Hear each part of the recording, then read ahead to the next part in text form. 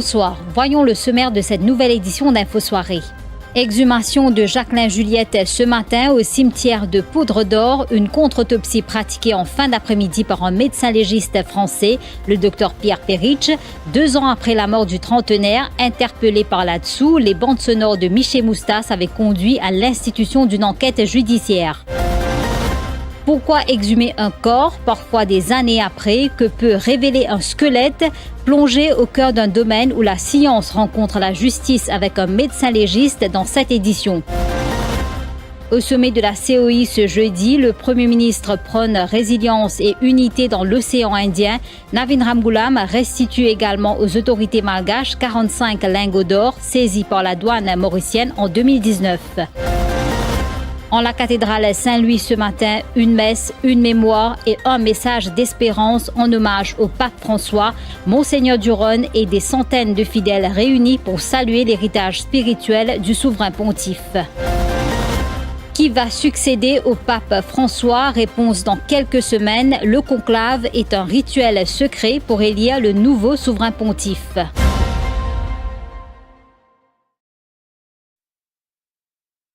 Les proches de Jacqueline Juliette attendent désormais les conclusions de la contre-autopsie effectuée ce jeudi.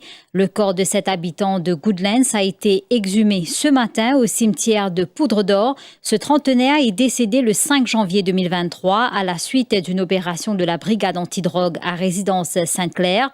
Les bandes sonores de Michel Moustas ont conduit à l'institution d'une enquête judiciaire par le directeur des poursuites publiques. Le DPP a fait appel à un médecin légiste français, le docteur Pierre Perich, pour pratiquer la contre-autopsie, alors que le département médico-légal de la police est assisté par un expert sud-africain, le professeur Geert Snyman, dans cette affaire, chez Adjadou. C'est une nouvelle étape cruciale dans cette affaire marquée par de nombreuses zones d'ombre, un exercice difficile à vivre pour la famille Juliette, mais jugé nécessaire dans sa quête de vérité. Pour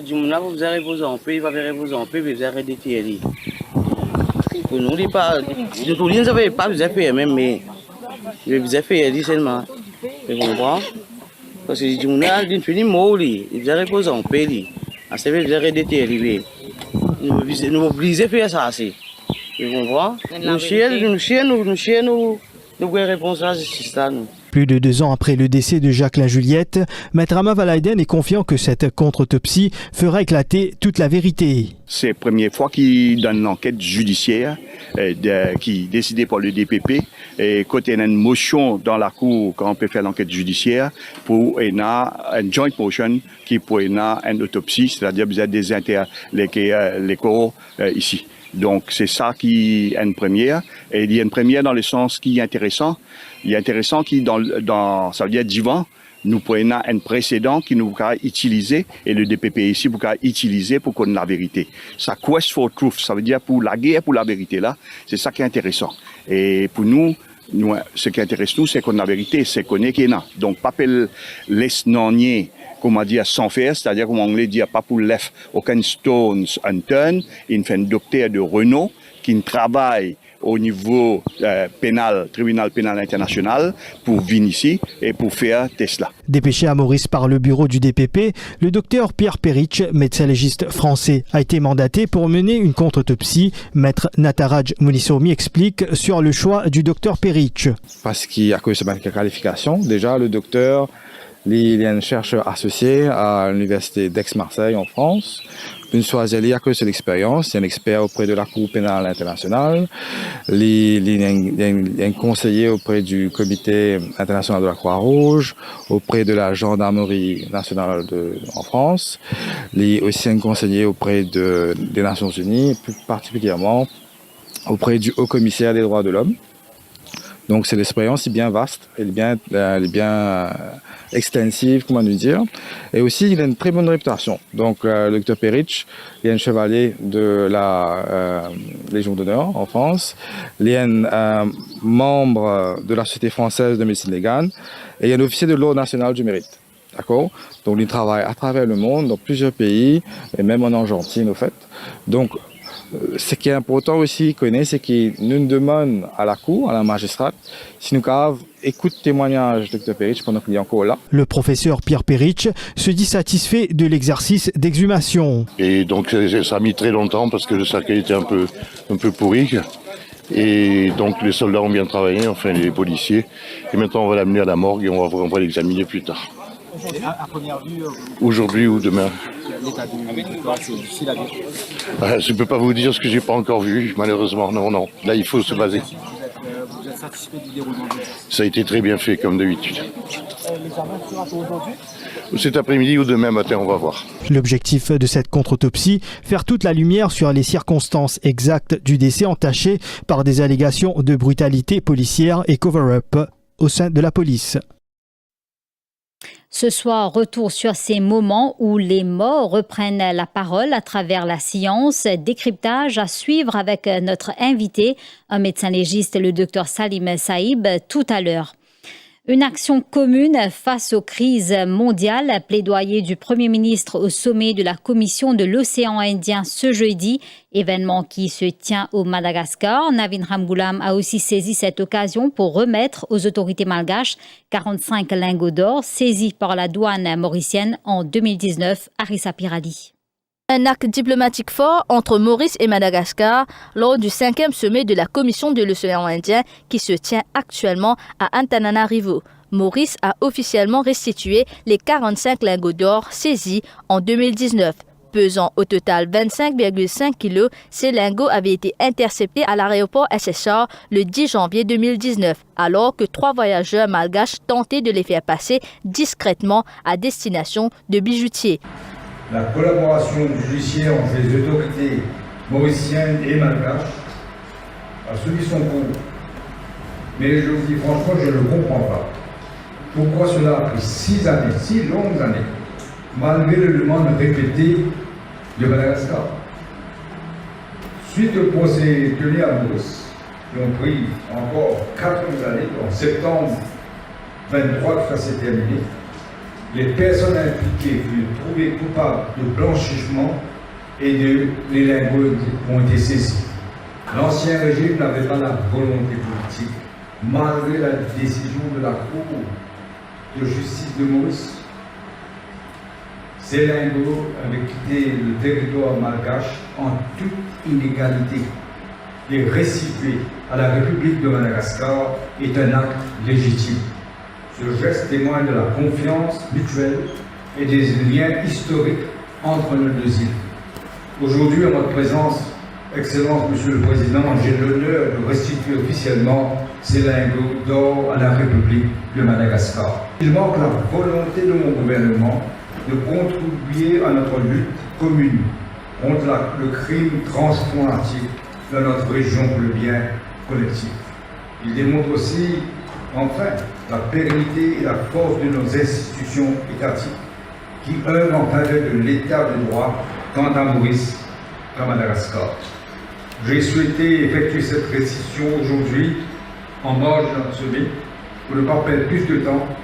Elle marque la conviction de Maurice à la force de la fraternité des îles et l'unité dans notre lutte contre le banditisme et la criminalité transfrontalière. La restitution s'est déroulée en présence du Premier ministre mauricien Navin Ramgoolam et du président malgache André Rajoelina, une cérémonie symbolique qui marque l'aboutissement de longues négociations diplomatiques entre les deux pays.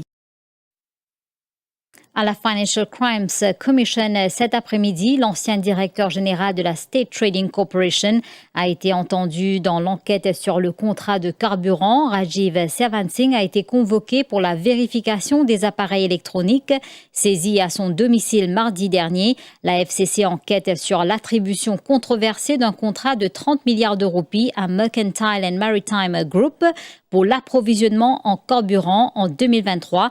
Karina Neisus, directrice de cette entreprise, avait déjà été auditionnée le 9 avril. En avant, Maurice dévoile ses candidats à Beaubassin-Rosil pour les élections municipales.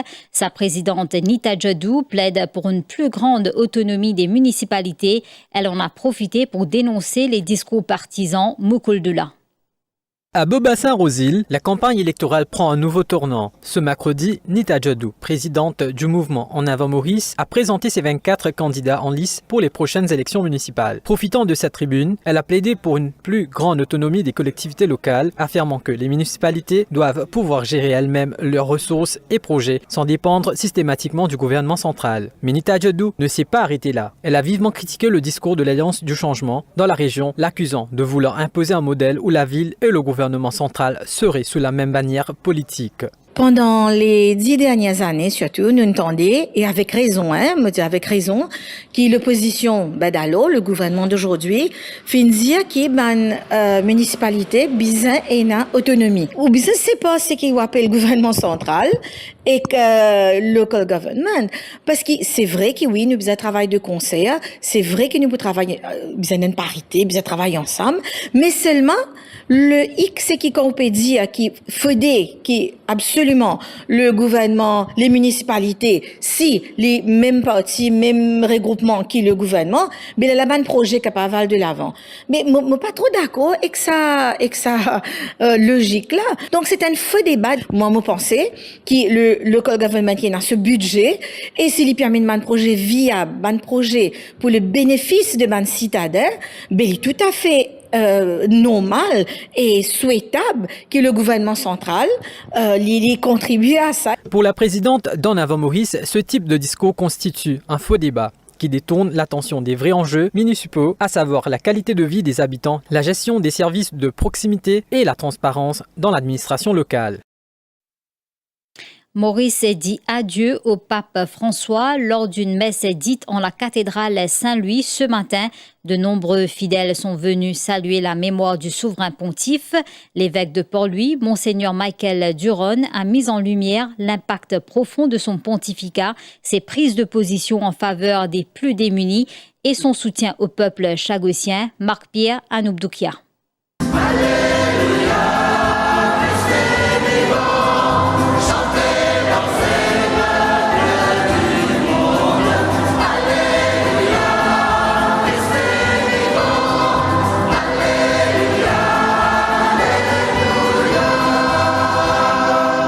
C'est une messe empreinte d'émotion qui s'est tenue ce jeudi en la cathédrale Saint-Louis. Plusieurs centaines de fidèles ont tenu à rendre un dernier hommage au pape François, décédé lundi à l'âge de 88 ans. L'évêque de Port-Louis, Monseigneur Michael Duron, a prononcé l'homélie saluant l'héritage spirituel laissé par le souverain pontife, notamment à travers ses 47 voyages apostoliques et son usage novateur des réseaux sociaux pour diffuser un message d'espérance. Le pape François a su renouveler la mission de l'espérance à travers ses 47 voyages à travers le monde et à travers les réseaux sociaux.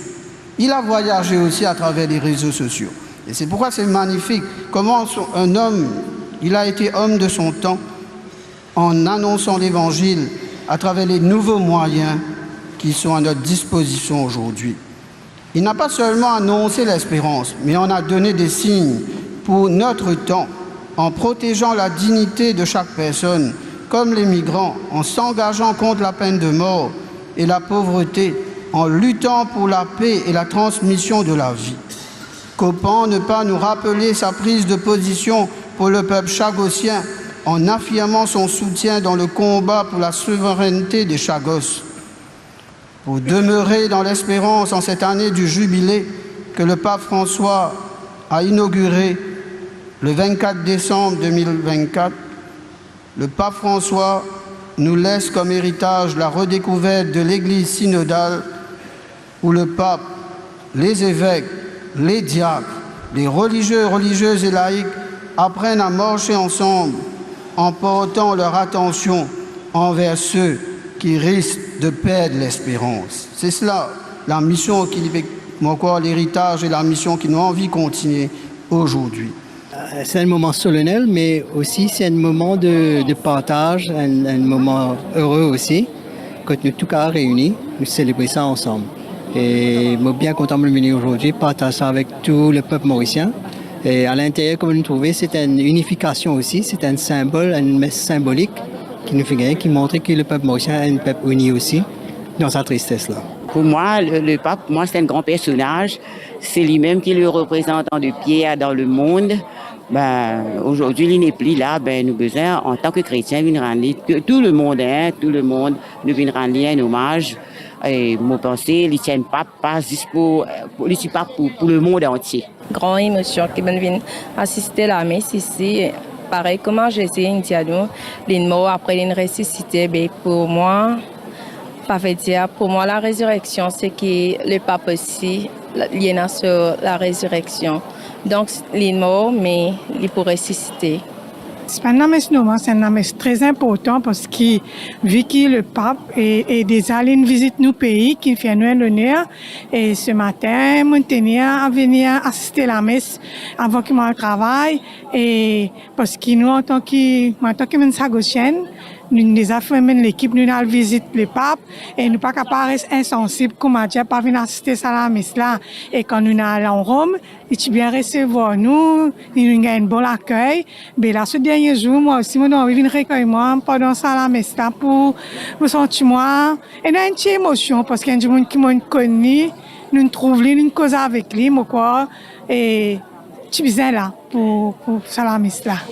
Dans son message, Monseigneur Duron a aussi mis en lumière les combats menés par le pape François, la défense de la dignité humaine, le soutien aux migrants, son opposition à la peine de mort, ainsi que son engagement sans relâche contre la pauvreté. Il a par ailleurs appelé la prise de position forte du pape en faveur du peuple chagossien, un geste qui, selon l'évêque, résonne encore dans la mémoire collective des Mauriciens. En conclusion, Monseigneur Duron a souligné que le pape François laisse derrière lui une église plus synodale, plus à l'écoute du peuple de Dieu. La violence n'est jamais une solution. Justice doit être rendue pour empêcher de telles atrocités. C'est en ces termes que Pravin Jugnauth condamne l'attaque de Pahalgam survenue mardi. Sur sa page Facebook, l'ancien Premier ministre s'est dit profondément choqué par cet attentat meurtrier. Dans un message adressé au Premier ministre indien, il a exprimé sa solidarité envers les familles des victimes, ainsi qu'au peuple et au gouvernement de la Grande Péninsule. Assurance et autonomie, la National Insurance Company mise sur les femmes entrepreneurs. Elle a lancé 2 programmes ce matin pour les soutenir. Objectif, allier protection, innovation et inclusion économique. Servesh Bhagwandin, Arisa Pirali. Favoriser l'autonomie économique des femmes à travers la protection et l'innovation. C'est l'objectif du Entrepreneurial Empowerment Programme lancé ce jeudi au Kodan Art Center par la National Insurance Company. L'événement s'est déroulé en présence du ministre des Petites et Moyennes Entreprises, Adil Amiamia, et de la ministre des Services financiers, Jyoti Dutton. À cette occasion, la NAC a dévoilé Lady Bees, un produit d'assurance spécialement conçu pour les femmes entrepreneurs. Ce plan couvre une large gamme de risques liés à leurs activités pour seulement 20 roupies par jour. Comment un entrepreneur normalement nous fait face à beaucoup de risques avec nos employés, avec nos produits, nos business même. Donc nous essayons de concevoir un produit. Donc il y a 4 types de couverture, mais couverture plus bas là, qui coûte 20 roupies par jour. Et c'est une couverture qui comprend entre autres assurance pour maladie, pas juste pour le propriétaire, mais aussi pour ce employé. Et risque, par exemple, il y a une assurance vie, c'est un décès, il y a une assurance pour accident 24/7, et aussi le risque du business, par exemple, c'est un défait, inondation, vol, public liability, etc. Donc ça, c'est le deuxième pilier-là. Troisième pilier, il peut venir dans quelques semaines. Donc nous pouvons faire un lancement de nos lignes de produits microfinance. Nous avons un 4e pilier qui est la micropension. Nous sommes très conscients que les self-employed, pas nécessairement bien équipés au niveau la gestion de cette retraite. Donc nous pouvons mettre en place un plan de micropension, donc ça est en développement.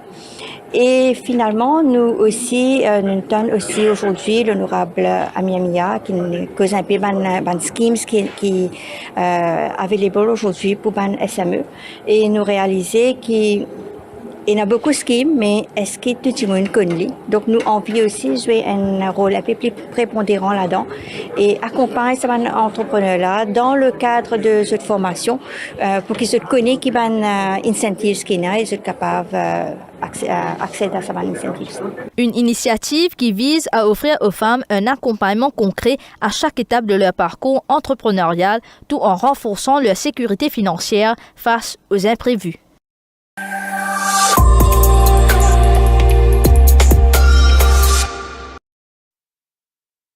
Prestation remarquable de l'haltérophile Katie Lang au championnat d'Afrique qui se déroule actuellement sur le sol mauricien. Engagée chez les moins de 71 kilos, elle a été triple médaillée d'or grâce à une performance de 92 kilos à l'arraché et 117 kilos à l'épaulé jeté pour un total olympique de 209 kilos. Je suis bien content, malgré été difficile, je suis bien content qu'il me retrouve avec 3 médailles d'or et qu'ils aient une vie d'encouragement, surtout monsieur le ministre qui l'encourage. Et c'était stressant, tu nous disais que préparation partie au top cette fois-ci, que tu as pu faire. Oui, c'est stressant, mais nous avons une tête forte et nous réussissons à faire ce qu'ils devaient faire. Et là, la suite pour toi, c'est quoi? La suite, pour le moment, il ne faut pas trop connaître la suite, mais on est visé à ça. L'entraînement continue. Oui.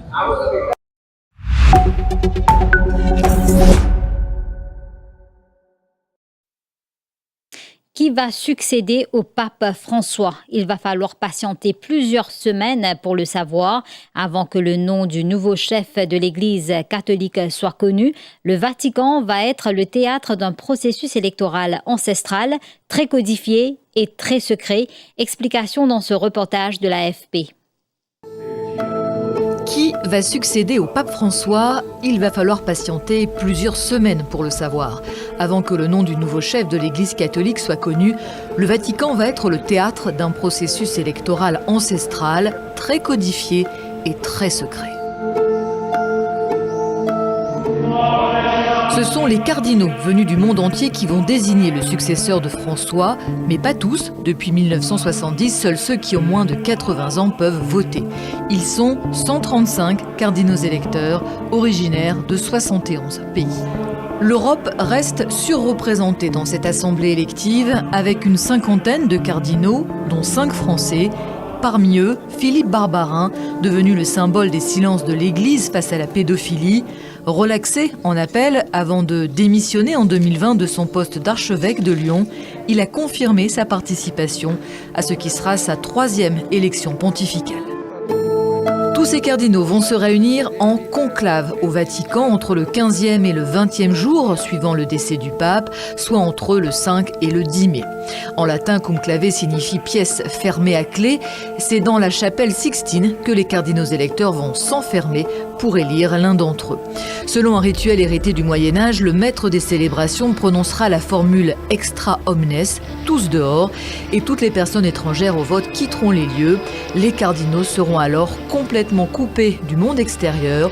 Pendant tout le conclave, ils seront logés à l'intérieur du Vatican, privés de tout moyen de communication. Cette élection ultra secrète se fait au rythme de 2 scrutins le premier jour, puis 4 les jours suivants, 2 le matin et 2 l'après-midi, jusqu'à ce qu'un cardinal obtienne 2/3 des voix.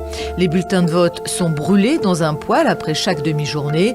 Tant qu'aucun pape n'est élu, la cheminée de la chapelle Sixtine, visible par les fidèles depuis la place Saint-Pierre, dégage une fumée noire.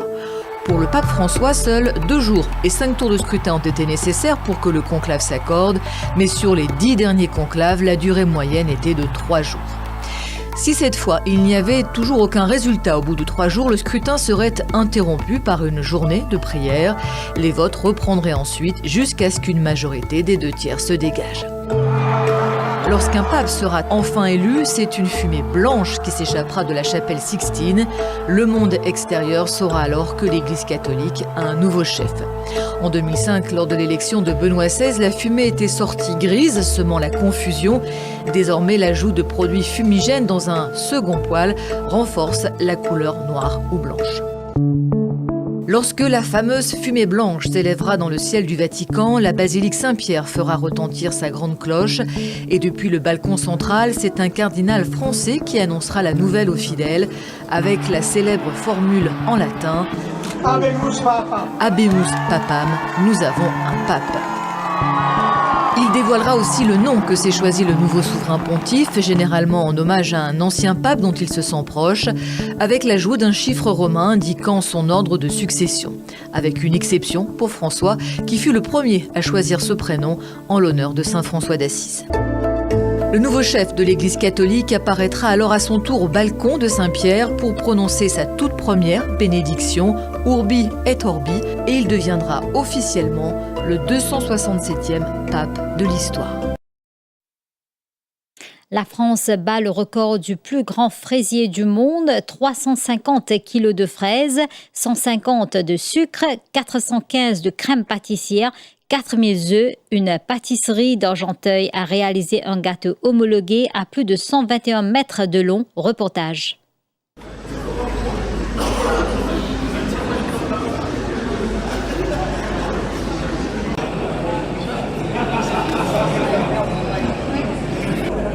Laurent, Vincent.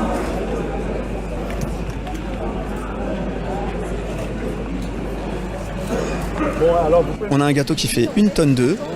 Les œufs, on est à peu près à 4000. Et en fraises, on a 350 kilos. L'histoire, c'était que les Français avaient le record en 2017.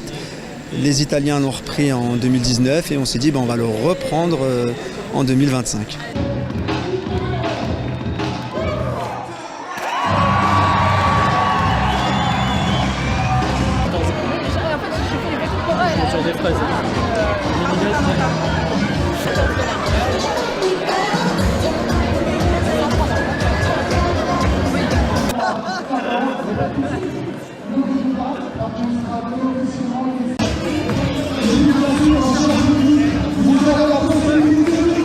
Il y a plusieurs préparations qui se sont faites sur plusieurs jours. Donc on a commencé presque lundi, la semaine dernière, pour les biscuits, les crèmes, etc. Et cette nuit on est venu à minuit et on a travaillé toute la nuit et toute la journée actuellement aussi.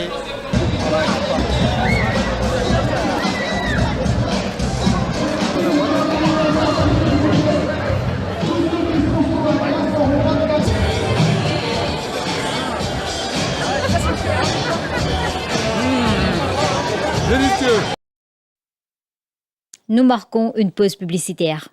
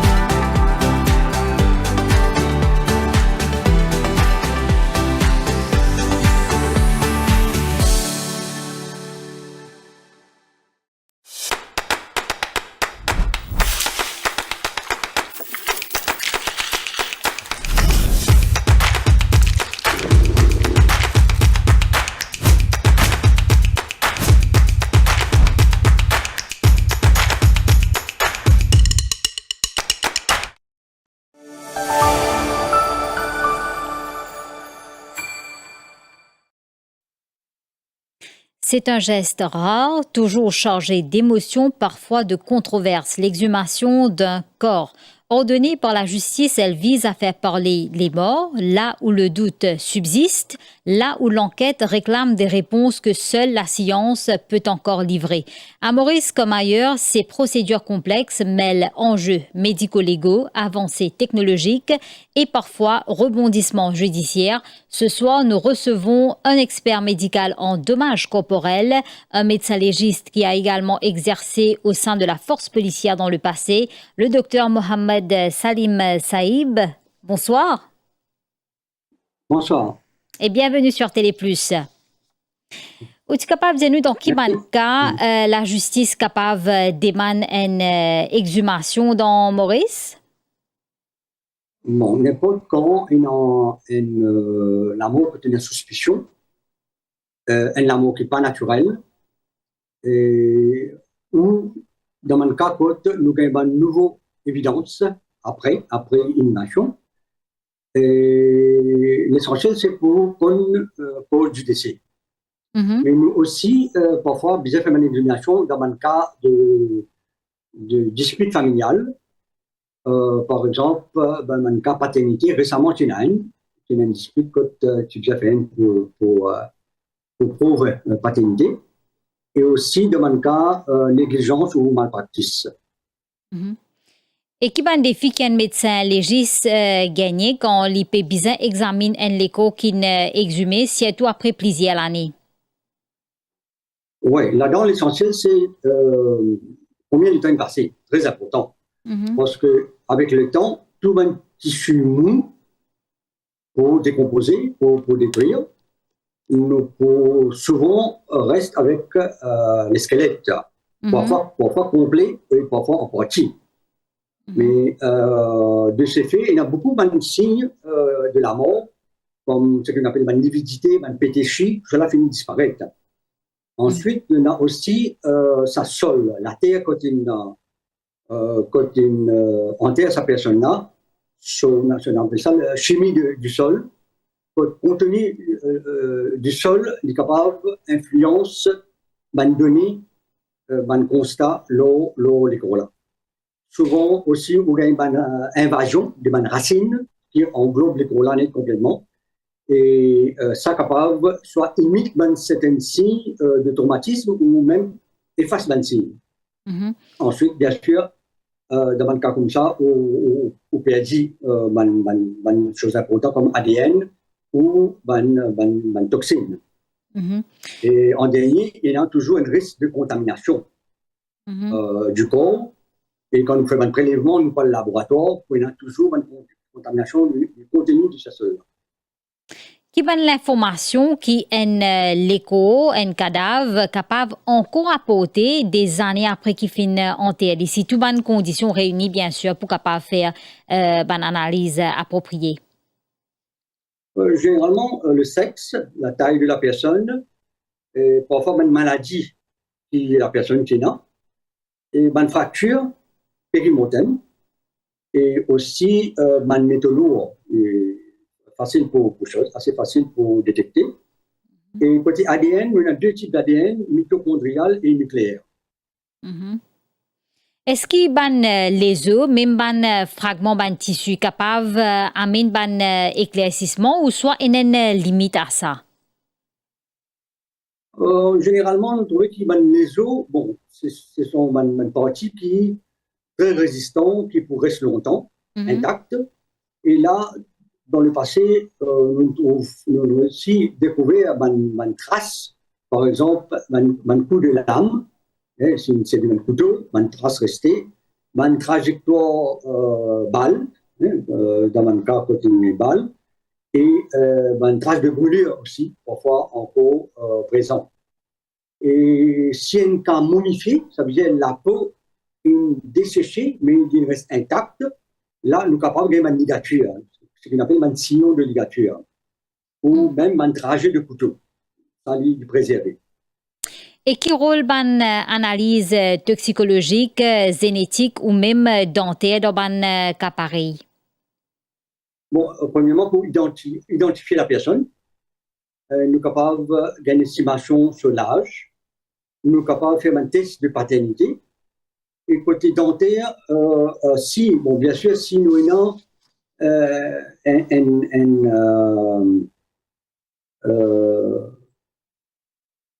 une évidence dentaire quand il est encore vivant, quelque chose qui n'est pas trop commun à Maurice, nous ne pouvons pas comparer avec les dents.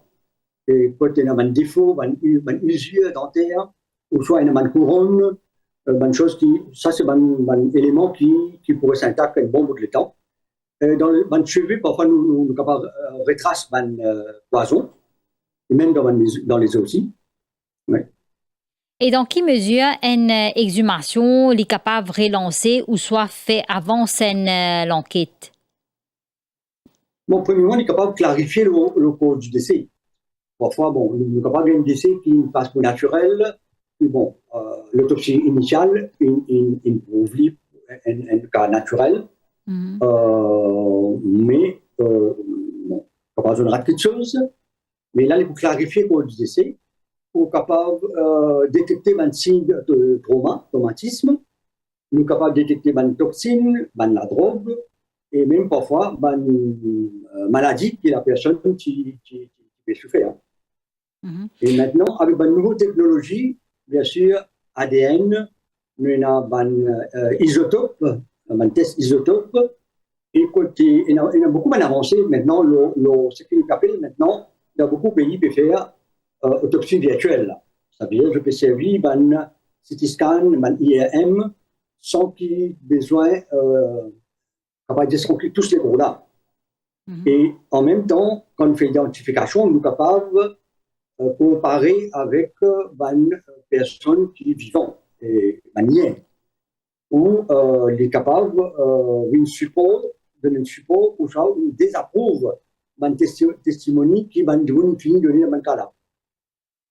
Est-ce qu'ils ont, en tant que médecin légiste, un certain nombre d'années qu'ils ont estimé que les conditions pour réunir, qui sont capables de gagner un résultat concret quand on fait une contre-autopsie, un nombre d'années qu'ils sont capables d'estimer?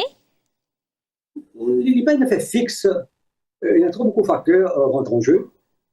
Premièrement, le sol même, l'humidité, l'état du corps, quand il est mort, c'est un mot violent, un mot où la personne qui a, par exemple, sa température des corps qui vient fort, ça veut dire la décomposition peut accélérer. Bon, dans quelques semaines, dans quelques mois, nous perdons tout le tissu mou. Nous reste avec, l'encadre dentaire et les os qui vraiment durent très très longtemps. Mais là, nous sommes capables de détecter un acte de violence, une micro-fracture de les os, et plus parfois une éclaboussure métallique, on appelle ça. Parfois, quand il y a un coup de couteau ou un coup de balle, ça va un métal dans cet objet-là, incrusté dans les os. Et bon, nous avons une avancée. Maintenant, je peux faire reconstruction 3D. Oui. Je suis capable remontrer une trajectoire, un couteau, ou soit une trajectoire, une balle, qui me fait dans les cours-là. Une technologie. Oui. De par l'expérience, que ce soit dans la force policière ou soit dans le privé, au fin trouve un cas que après exhumation, fin gagne un nouveau élément qui relance l'enquête? Moi, mon pas d'expérience dans ce cas-là, personnellement. Mais bon, comme tu es dans la police, vous connaissez, c'est une ou deux cas que tu fais exhumation. Pour un collègue qui prend en charge. Et bon, pas pour prendre un nom, mais il y en a un, par exemple, une madame qui n'a pas fait l'autopsie, et après, qui a une suspicion qu'il a fait oublier. Quand il fait exhumation, il fait l'autopsie, je suis trouvé qu'il avale les os, et les os qui dansent sur la gauche, alors c'est accidentel. Mais bon, récemment, il y a un cas qu'il fait là, donc vraiment, c'est là pour un cas de paternité. Mais dans l'international, on connaît qu'en 2012, pour Yasser Arafat, de servi polonium 210. Et en plus, je me trouvais M. Pablo Neruda, en 2013. Ça aussi, tu fais exhumation et tu trouves un nouveau élément. Et il y a le côté judiciaire, l'enquête, mais il y a aussi le côté humain, parce qu'il y a une famille qui finit enterrer ce proche, finit faire le deuil, et qu'après, là, des années après, besoin redéter à l'écho. Est-ce qu'il y a une procédure qui est bien encadrée, là, ça, l'aspect-là? Ouais, ça, c'est un élément très, très important. Bon, du côté des autorités, bon, premièrement, nous passons par une procédure. Nous gagnons un permis d'exhumation et manipulation de l'écho-là fait avec beaucoup de respect. Et la manière religieuse qui va capable faire sur le monde. Et bien sûr, normalement, nous avons servi un cercueil en zinc scellé pour qu'on vous faire réinhumation, parce qu'il risque de contamination, risque d'infection est toujours là. Mais c'est vrai qu'il y a aussi que besoin d'un encadrement plus au niveau social et psychologique pour prendre en charge ma famille endeuillée. Comment on trouve l'évolution médico-légale l'année là dans Maurice? Bon, un petit pays avec peu de ressources, mais quand même, il en a beaucoup avancé. Avancé plus côté Forensic Lab, où on a beaucoup de nouveaux équipements, qui est du côté biochimie, côté la drogue, ma nouvelle drogue qui est à Maurice, je suis capable de détecter maintenant. Après, bon, tu t'en dis, un mobile scanner 3D qui pour capable servir le ban site, le ban crime. Et au niveau médico-légal, département médico-légal, c'est vrai que je ne fais, je ne rénove ban chose,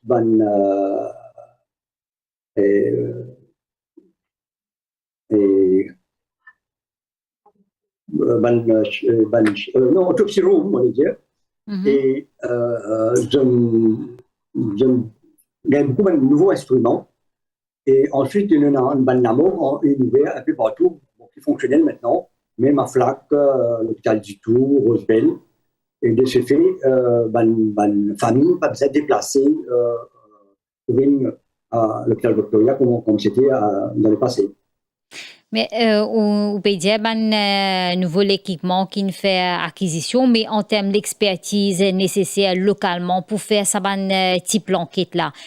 Nous trouvons toujours un échantillon qui besoin toujours avec des hauts. Qu'en est-il de l'expertise locale? Bon, il demande beaucoup, pour être franc, il demande beaucoup d'investissement, formation aussi, très important. Et pas oublier que maintenance, ça va l'appareil là. C'est quelque chose de très gros comme projet. Mais vous venez petit à petit, comme quand nous gagnons 50 ans, l'évolution qui est là, dans ce domaine-là, il y en a beaucoup d'évolution. Mais c'est vrai que, bon, quand on peut internationalement, il y en a beaucoup de choses qui peut introduire, qui technologie surtout, qui m'ont pensé, moi, nous pas qu'à faute, pour être franc. Et là, ma dernière chose qu'ils m'ont fait dire, l'article qu'ils m'ont fait dire, et bon, aussi en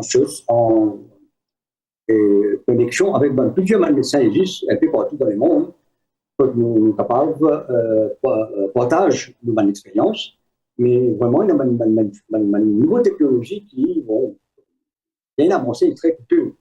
Mais je me trouve de plus en plus, je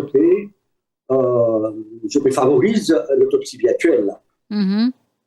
Ok, dans le domaine, Dr Saïb, est-ce que la profession de médecin légiste l'y attire toujours à Maurice ou bien vous pensez qu'il y a un déficit qui vous a comblé quelque part? Si on regarde dans les années, bon, comment moi, j'ai quitté 2012, non, il n'est pas trop tentant. Pour être franc, il n'est pas trop tentant. Mais il y en a beaucoup plus d'incentives. Mais il y en a beaucoup plus de formation et rapide. Nous avons eu chance, quand je suis rentré en 2003, pour saluer là quand même, on a l'occasion pour saluer le docteur Boudjalou. Je me rappelle qui je cause avec lui en 2003 quand nous rentrions. Moi, je cause avec lui. Il a beaucoup de connexions à Bordeaux. Je cause avec lui, il explique qu'il nous proposait formation, il nous proposait un programme pour nous capables de la France, ou n'importe où. Mais tout de suite, il prend ça en main. Au bout de quelques mois, nous trouvons que les Français ont accepté, il a signé une coopération entre les deux pays. Et nous sommes capables de dire, après quelques mois, encore, nous pouvons commencer. Et nous faisons un cours de 3 ans. Et nous faisons les choses comme si, diplômés. D'accord. Ça fait qu'il y aura à mon risque. On pouvait dans le privé, qu'il est dans le côté expertise médicale ou médecine légale, il n'y a personne. Hein. Ouais. Merci, docteur.